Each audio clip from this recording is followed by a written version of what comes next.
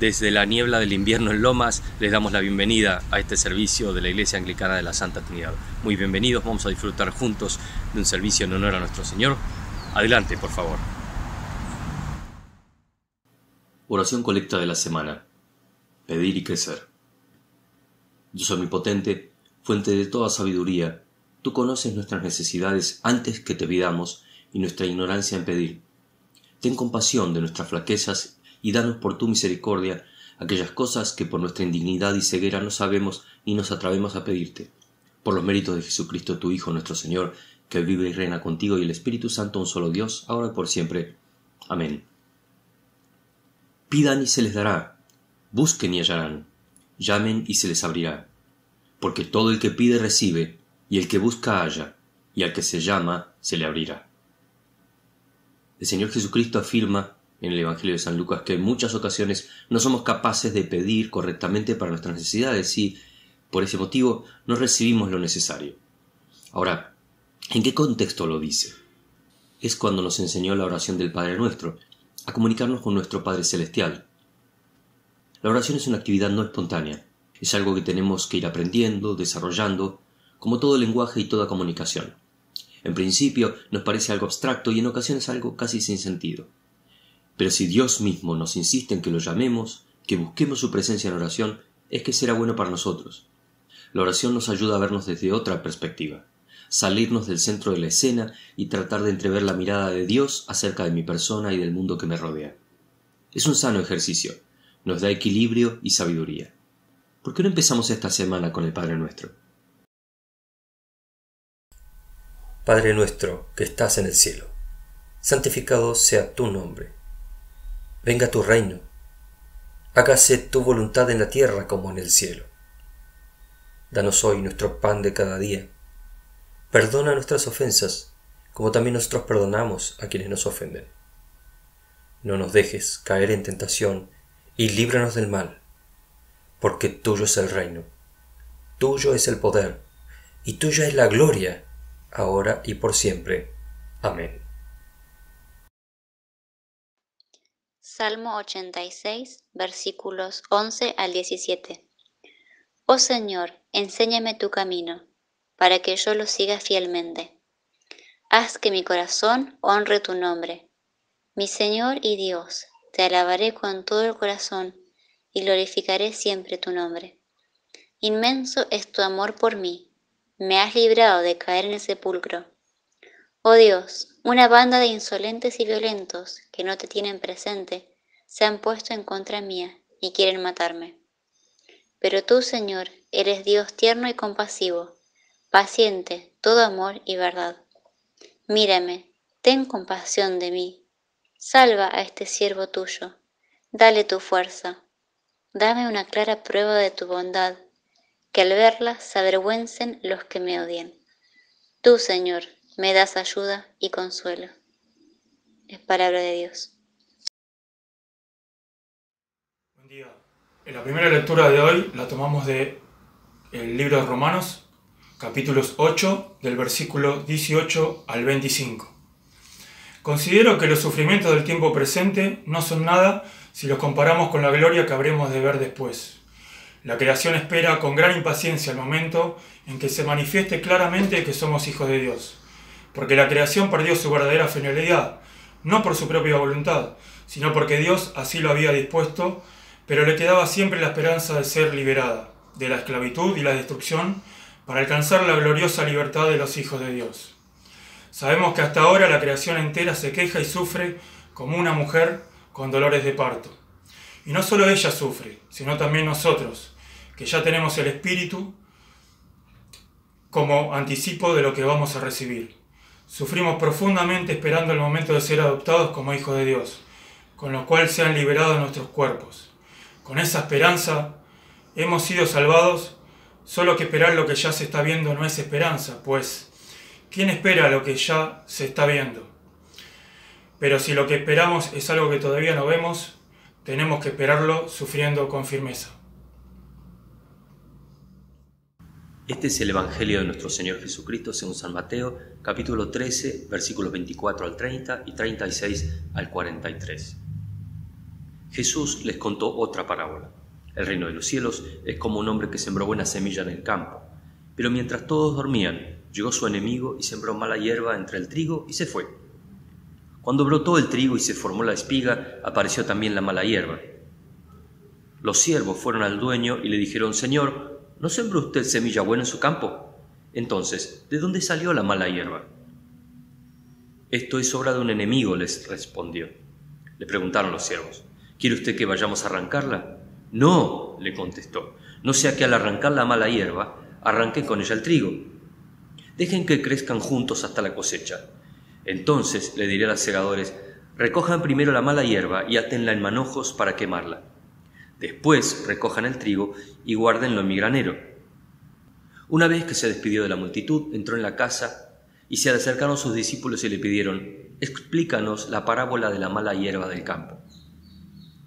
«El que sembró la buena semilla es el Hijo del Hombre», les respondió Jesús. «El campo es el mundo y la buena semilla representa a los hijos del reino.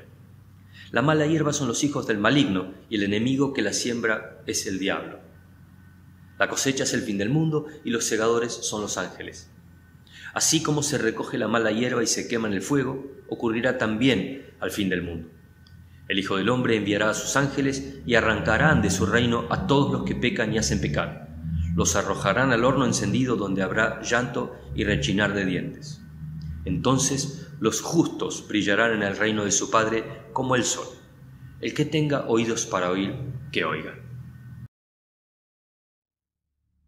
En el Evangelio de hoy, Jesús nos pone el marco para la interpretación del problema del reino de Dios y nos da un elemento adicional que quizás no teníamos en consideración. El reino de Dios nos contiene, nos incluye. Los seres humanos estamos ya dentro de ese reino. Dice que es como un campo y Dios es su dueño. Dios es el dueño del campo donde siembra. ¿Siembra qué cosa? Una buena semilla. Siembra buenas personas, siembra buenas intenciones, siembra buen conocimiento, siembra sabiduría, siembra lo bueno.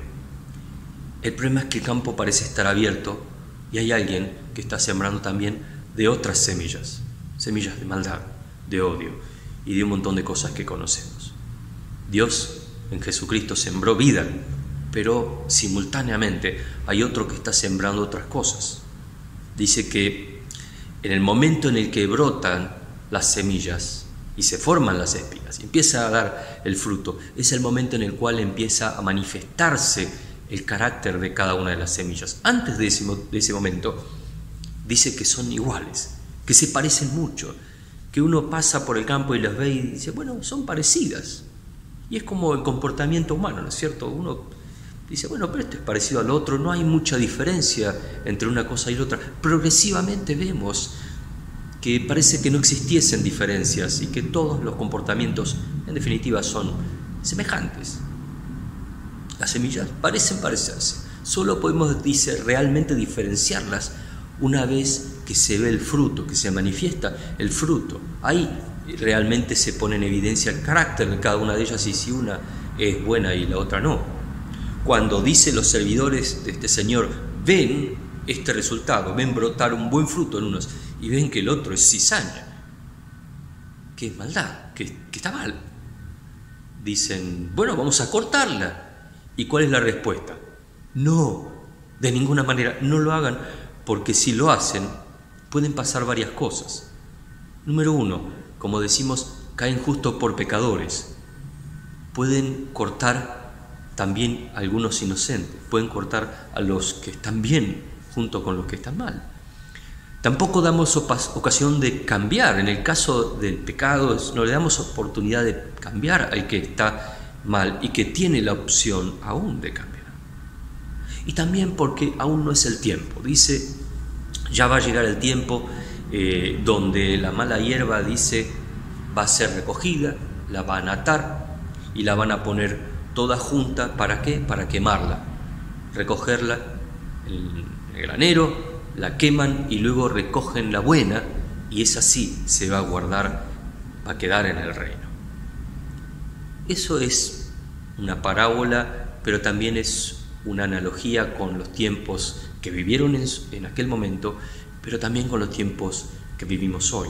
En la lectura que escuchábamos más temprano de la carta a los Romanos, el apóstol Pablo nos advertía que es un problema perenne, que la raíz del problema no está en las circunstancias a priori externas, en las externalidades de la vida humana, en las circunstancias históricas, espacio-temporalmente determinadas, sino que es una condición que nace aquí dentro.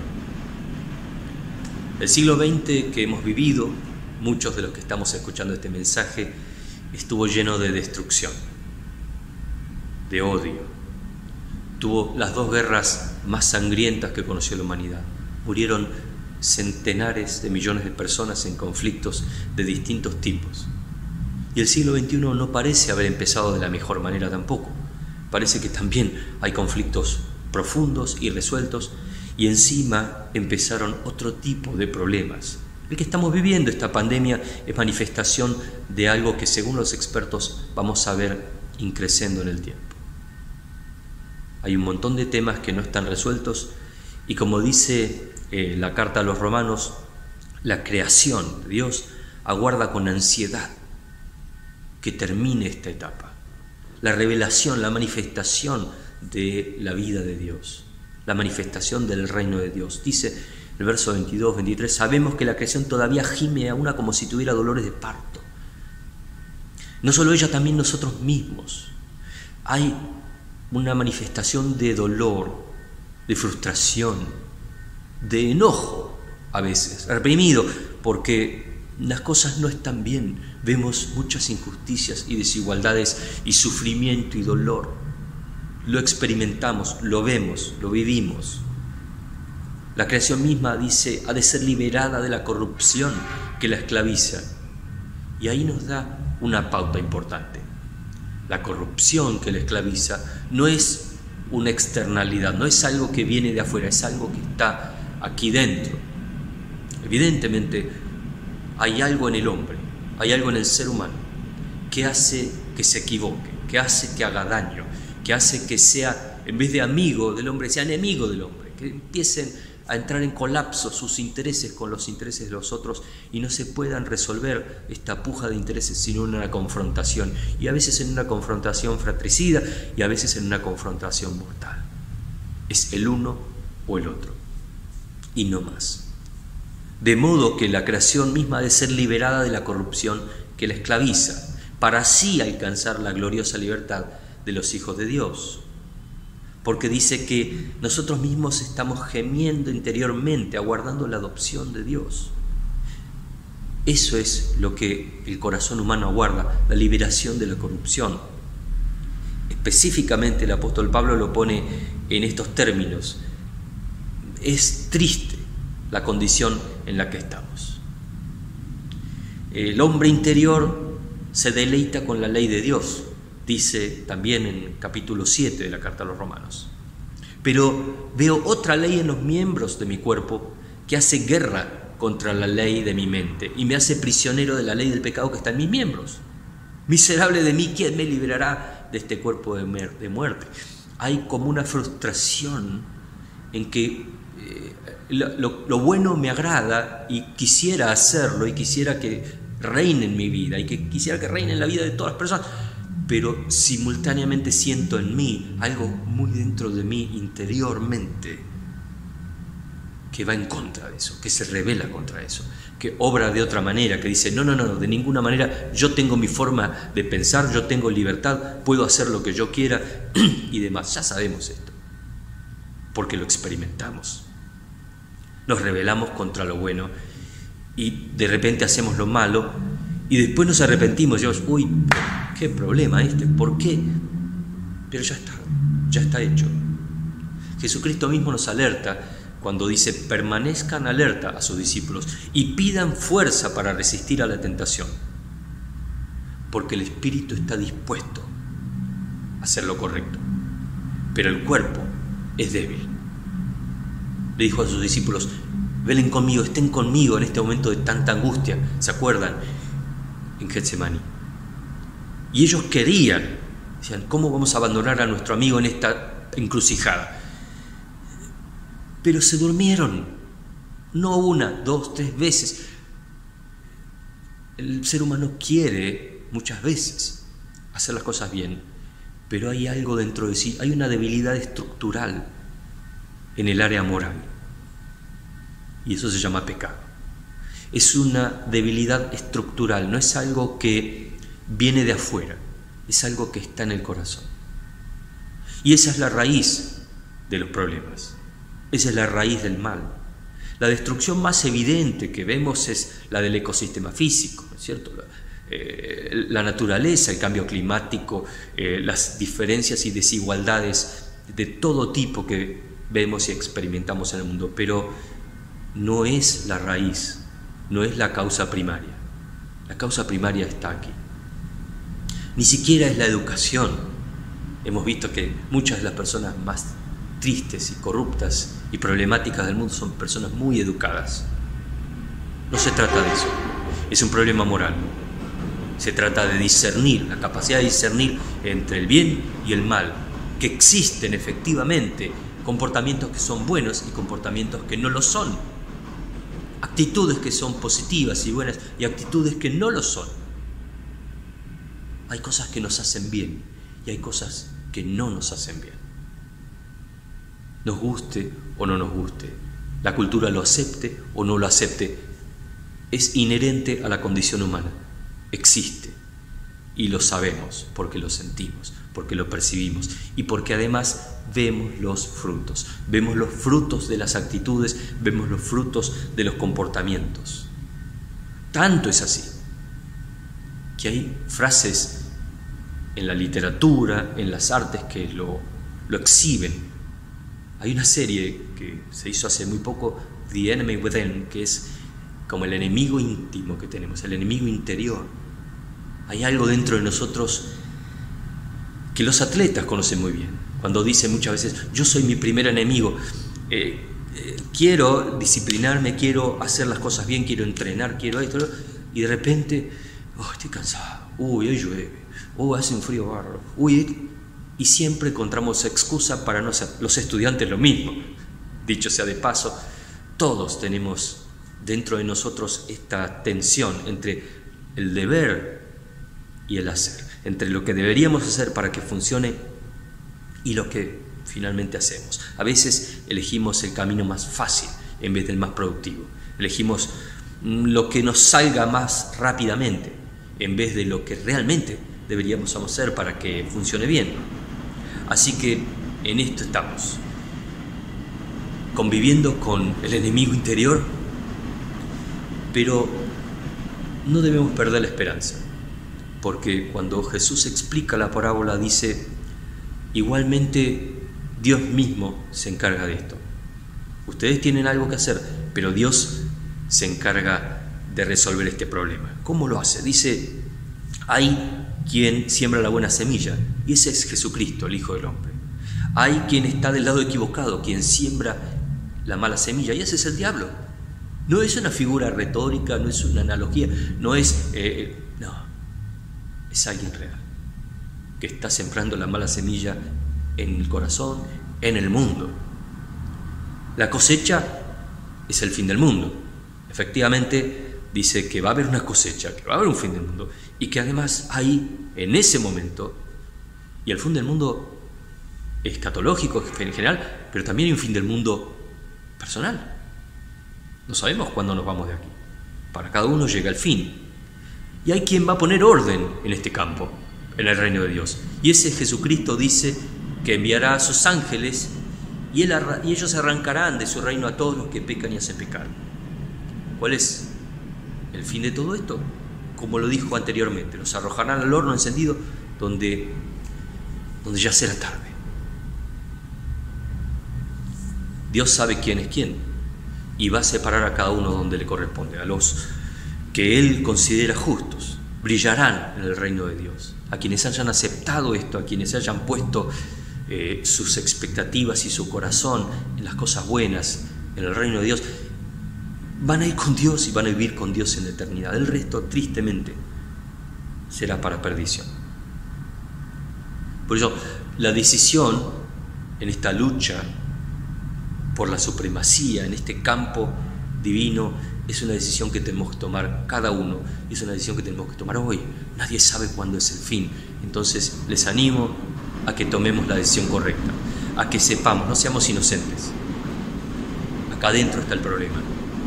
Cada día experimentamos esa lucha, cada día vemos los frutos del mal en el mundo. Que tomemos esta semana una decisión por el bien. Cuando tengamos la tentación, resistamos la tentación de hacer el mal y vamos más allá. Tengamos fortaleza, y si nos falta fortaleza, la pidamos. Señor, necesito fortaleza para vencer, para superar mis tonterías, superar estas debilidades e ir más allá, ir al bien final y ser parte de la solución para este mundo que tanto necesita la manifestación de los cristianos, de los hijos de Dios. Que así sea.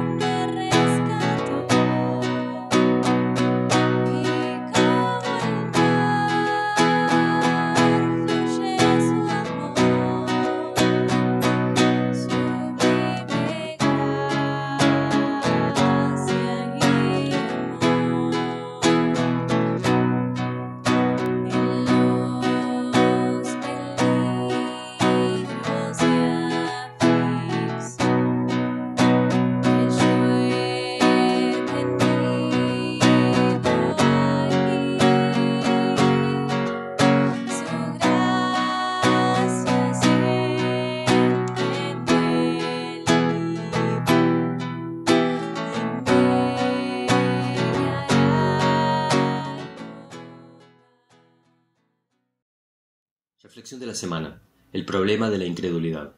Por John Stott. La incredulidad no es una desgracia para ser lamentada, es un pecado a ser deplorado. Su problema reside en el hecho de contradecir la palabra del único y verdadero Dios y, así, atribuirle falsedad. Las palabras no solo hablan de sí mismas, también hablan de quien las emite. Nosotros creemos las palabras de quienes confiamos, más allá del contenido específico que tengan. Si Dios existe, debe ser capaz de decir la verdad. De hecho, debe decir la verdad. El libro de Números, en el capítulo 23, nos dice que Dios no es hombre para mentir, ni hijo de hombre para arrepentirse luego. Si Él ha dicho algo, lo cumplirá sin duda. ¿Por qué podemos confiar en que esto es verdad? Porque si Dios no es veraz, si contradice o engaña con sus palabras, demuestra imperfección y debilidad, por lo cual se invalida a sí mismo como Dios. En simples términos, esta es la prueba esencial para confiar en la palabra de Dios. Entonces, si Dios dio un mensaje, este tiene que ser veraz. Y en la Biblia nos dio su mensaje, nos habló con sus propias palabras en la forma en que podíamos entenderlo. Por eso es que si aún así no le creemos, estamos diciendo de alguna manera que Él no es confiable y atribuyéndole un carácter que Él no tiene. Dios no puede mentir. Como dijo el apóstol Pablo en la carta a los Romanos, Dios es siempre veraz, aunque el hombre sea mentiroso. Como la semana pasada mencionábamos, creemos en el enfoque integral de la salud de la vida humana así como hay problemas espirituales, también hay problemas de índole física y también de índole psíquica, en particular en este tiempo de pandemia, y por eso consultamos a nuestro amigo, el doctor Guillermo Santana McKinley, psicólogo clínico, para que nos dé conocer su sabiduría al respecto. Específicamente ahora le vamos a preguntar acerca de cuáles son aquellos consejos o actitudes o cosas que podemos hacer en nuestras vidas para poder llevar adelante de la mejor manera esta pandemia. Muchas gracias, Guillermo, por acompañarnos. Hola, ¿qué tal, Mario? ¿Cómo estás? Bien, gracias. Muy bien, bueno, mira, pienso que lo primero que tenemos que ser conscientes es que esta cuarentena trae consecuencias distintas para cada uno. No todo el mundo le afecta de la misma manera, pero creo que aquellos que no han podido continuar con sus actividades, que son la mayoría de la manera habitual, lo primero que van a sentir es que tienen alterados completamente sus rutinas habituales, ¿no es cierto? Este es un tema al que habría que ponerle bastante atención porque las rutinas son justamente aquellas que nos contienen y que organizan nuestro tiempo y también de alguna manera son como una especie de armazón para nuestras emociones y las relaciones cotidianas, ¿no? Entonces, algunas sugerencias que derivan de esto sería tratar, como título, de sostener rutinas lo más similares en lo posible, dentro de las limitaciones a las habituales. Horarios, por ejemplo, de inicio del día para levantarse en lo posible siempre a la misma hora, manejar rutinas de la misma manera para los horarios de comida, de descanso, tratar de marcar claramente una diferenciación entre los días que habitualmente serían de dedicación laboral, de los que serían los días ocupados, de los que son los días libres, por ejemplo. Es obvio que hoy en día están borrados estos límites, mucho más con el tema del trabajo en forma digital, pero de allí justamente que es doblemente importante atender a esto. Respetar horarios de sueño, hay una tendencia a veces a quedarse con, qué sé yo, chateando o con los mismos medios que uno utilizó para trabajar durante el día, usarlos a la noche y extender horarios o ver películas. En general no es conveniente, es conveniente tratar de hacer como si uno siguiera en actividad, ¿no? De la misma manera, no por estar en casa, relajarse y bueno, estar en pijama o en ropa de cama, extender ese tipo de cosas, o no bañarse, no afeitarse, no arreglarse. O sea, este tipo de cosas es conveniente por el contrario, hacer como si uno fuera a salir, como si tuviera su rutina habitual, vestirse, no hace falta ponerse la mejor ropa, pero en condiciones, digamos, no de quedarse con la ropa de cama, ¿no? Eso por una parte. La segunda es, bueno, la exposición a, por ejemplo, como hemos dicho la vez pasada, a información que no siempre tiene un propósito útil, ¿no es cierto? Una cosa es estar informado de las novedades, supongamos ahora si se van a ampliar actividades o algo que las informará el gobierno, pero es eso una cosa práctica, porque puede tener una implicancia para la rutina diaria, y otra muy diferente es estar todo el día bombardeado por recuentos de personas enfermas o datos de lo que ocurre en otro país, que es otra realidad diferente, y que realmente lo que hace es mantener un estado de ansiedad en torno de esto que no ayuda, ¿no? Bueno, las rutinas de autocuidado, o sea, cosas que circulan bastante hoy día, ¿no? O sea, el mantener una alimentación prudente y no tentarse por tener, al estar en la casa, comida disponible todo el tiempo, mantenerse hidratado. Estas cuestiones me parece que son como básicas. Otra área es la del cuidado emocional, de compartir con quienes uno esté, y si está solo, poder mantener alguna rutina de contacto y de diálogo con la red de apoyo, los familiares, los afectos, los amigos, imponerse de alguna manera un espacio acordado con ellos para poder mantener un intercambio y no vivir en soledad, y poder intercambiar también de una manera la experiencia que se va atravesando, ¿no? Por último, porque no tenemos mucho tiempo para extendernos, creo sí, que lamentablemente. una actitud fundamental en esto es no solo ver o poner el énfasis o la atención en las restricciones, es decir, lo que uno no puede hacer, lo que uno dejó, lo que perdió y los obstáculos, sino verlo en las posibilidades, ¿no? Este momento puede ser rescatado por cada persona de acuerdo a sus intereses para iniciar cosas o para profundizar en actividades que por ahí antes no podía, que algunas son de valor personal, otras pueden ser de utilidad para compartir, o también espirituales, o sea, son momentos en que la lectura puede ser un recurso muy importante, aprender cosas nuevas, para investigar temas que uno después, cuando esta cuarentena se levante, puede iniciar. O sea, me parece que tratar de ponerle el énfasis en las posibilidades que uno puede tener para ejecutar ahora o a futuro es una buena actitud para transitar este momento. Resumiría de esta manera un poquito apretada, pero creo que estas tres cuestiones, o sea, el autocuidado, mantener las rutinas, el mantener los vínculos activos y aprender o aprovechar el tiempo para enriquecerse uno y enriquecer a otros, y incluiría acá, ya que estamos hablando en el ámbito de la congregación, es un momento para aproximarse, digamos, a la lectura de las Escrituras, si es que en la cotidianidad no hay tiempo para ello, ¿no? Muchas gracias, Guillermo. Realmente se notan este tipo de problemas en la membresía, en todas las personas que hacen consultas. Uno lo nota en las tensiones familiares. También es cierto que hay una proporción de la población que vive esto de una manera un poco solitaria. De alguna manera están encerrados y cortando los vínculos afectivos, en muchos casos hasta los lazos físicos de las personas se alteran. Con lo cual, bueno, hay un sinfín de posibilidades que tenemos que considerar. Y como decís, es un momento también muy apropiado para los vínculos espirituales, ¿cierto?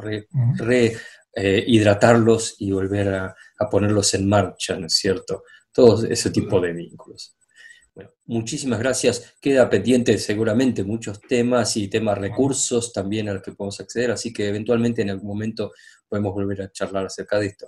Perfecto. Muchísimas gracias. Y en el final de nuestra reunión de hoy queremos saludarles, agradecerles por estar aquí con nosotros, también invitarles a suscribirse al canal, como siempre. Tenemos en la placa los diversos medios de comunicación por los cuales podemos escucharles, comunicarnos con ustedes, el teléfono, el email, diversas necesidades que surjan, pueden comunicarse con nosotros, más que bienvenidos. También les comunicamos que tenemos Andando el podcast, donde tenemos todas las semanas nuevas reflexiones, pensamientos, están las prédicas de cada domingo, pueden escucharlas como si fuese la radio. También hay otras actividades en la semana, como vemos en la siguiente placa, para diversas cosas que vamos a hacer, reuniones de oración, reuniones de estudio bíblico. Seguimos estudiando la carta a los Hebreos, muy interesante, ya vamos cerca de la mitad, pero quienes quieran participar, por favor, no tienen más que enviar un email para que se le dé el acceso. También damos gracias a quienes estuvieron colaborando con la obra de la iglesia financieramente. Pueden hacerlo, envíen un email, se les van a dar los datos de contacto también para poder hacer las transferencias bancarias. Dentro de un rato nada más nos vamos a reunir en vivo por Zoom con el obispo Greg Venables y con toda la comunidad para tener un tiempo de oración, de comunión con los hermanos. Quienes quieran tener acceso, por favor, envíen un email de contacto y vamos a darles la posibilidad de acceder. También seguimos con la enseñanza para niños y preadolescentes todos los sábados, educación cristiana, historias para el alma. Así que más que bienvenidos, datos de contacto a la vuelta del email. Y vamos a hacer una oración final pidiendo al Señor protección y paz para nuestra nación y para este mundo. Señor, te damos gracias por tu protección hasta el día de hoy y te rogamos que nos protejas en esta nueva etapa de la pandemia aquí en la Argentina y también en todo el mundo. Ten compasión de nosotros, te entregamos todo esto en tus manos en el nombre de Cristo Jesús. Amén. Muchas bendiciones. Buena semana para todos.